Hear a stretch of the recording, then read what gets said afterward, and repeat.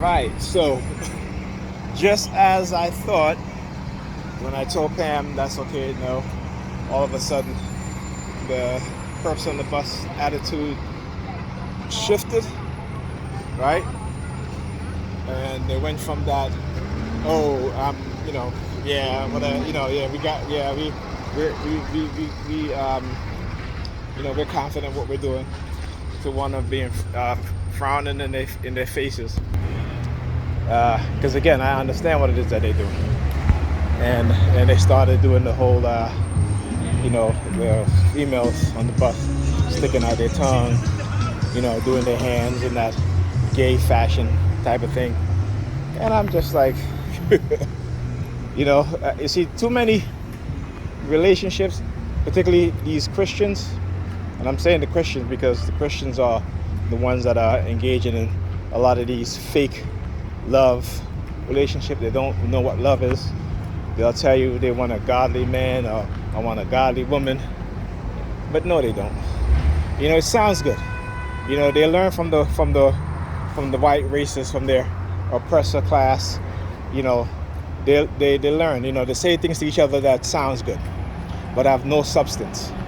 Okay, that this is why the majority of people in America who file for divorce within 5 years of marriage are Christians.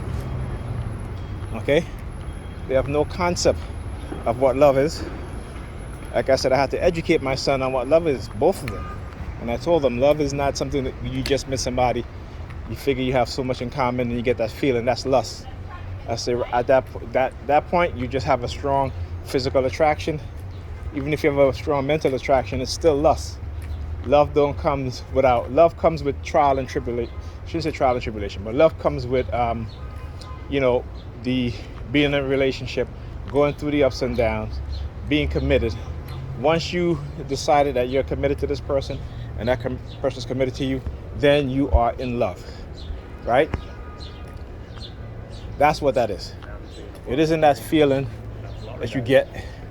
It isn't that that emotional warmth, that, oh, the sex is amazing, oh, we doing this. That's not love. That's, again, lust. So you fall in lust at first. Love comes way after, because people will say they love you. You get married and they'll divorce you within a year. Things get hard, particularly when you see that women at close to 80% of divorces are filed by women, and particularly in the black community, black women file for divorce the vast majority of the time, and the number one reason is for financial reason. So do they really love you? Okay, or do they expect you to have certain things and to be what they want you to be?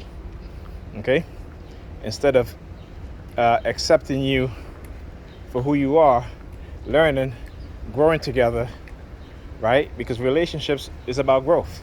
You grow together in all aspects, not just one. And a lot of times, particularly in the black community, black women in particular, the way they want to grow is financially. They want to grow financially with you, right? But in terms of emotionally, yeah, they may say they're in love with you. That's not a love. It's the feeling that they get from you obtaining certain things, and how they can gloat into the eyes of another woman that, that they're better, right? You know what I'm saying? It's the whole keeping up with the Joneses mindset. But as soon as things go south, as soon as you reach some hard times, they're ready to bounce. They're ready to bounce. And that's the vast majority of Christians, whether they're black, white, Asian, doesn't matter, right? They're the ones that are divorced the most. And you know who stay together the most? You know who marriages last the most? People who have arranged marriages. That is not based on love, but it's based on honor, commitment, and duty. Okay? That who marriages last the most. See, within our community, the black community, too many of our women go by how they feel. Right? So they can have a good man But if he's working hard, he's no longer tickling their fancy. You know, they'll go for the guy that's tickling their fancy, but who's not going to do for them what that man who loved them do for them. Because that man loved them because he's committed, right? He's committed. He's showing it. He's proving it. He's not only saying it. Black women, they're not. I shouldn't say all, but you know, the vast majority, they're not committed in their relationships. They're committed to the money. They're committed to the idea. That's what they're committed to. They're not committed to doing the work. They're not committed to being supportive of men, of understanding their husbands, their boyfriends. They're not committed about that. They're committed to what they want. They're committed to obtaining what they think and what they see their friends have.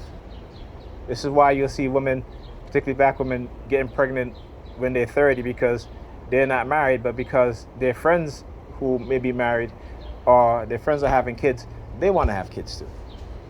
Doesn't matter if they're ready or not. And they'll find some man, right? They'll find whether it's a good dude or not. They will find a man to be impregnated by. Don't think for a second when they start to say, "Oh, well, you know, you know, it's your fault, y'all." You know, no, no. Women are very calculated. Doesn't matter what culture they come from, they're still calculated. But in a lot of cultures that are outside of Western culture, right? They understand what love is. They understand that it's duty, it's commitment, right? It's respect, right? That's what love is. All that other stuff is, again, it's lust. See, Hollywood got you sold on the idea of love, what they think of love is. Why? Because they want to sell you products. They want to keep you single. They want you to keep killing yourself for a dream that's unobtainable for the most part. And even, look, I was watching a documentary, right? When the 2008 financial crisis hit, the vast majority of wealth gained by black people within the past decade and a half was wiped out. Was wiped out. Okay? Was wiped out. And then you start to see a few years later, black women, their wives, filing for a divorce. Okay? Now when you show your men this, but you expect loyalty, you expect protection. When you show that you're not worthy of the loyalty, you're not worthy of the protection. Right? So, again, you look at other communities. You know, even though the women are the one filing for divorce, but they have a more marriage rate than our community, than our people.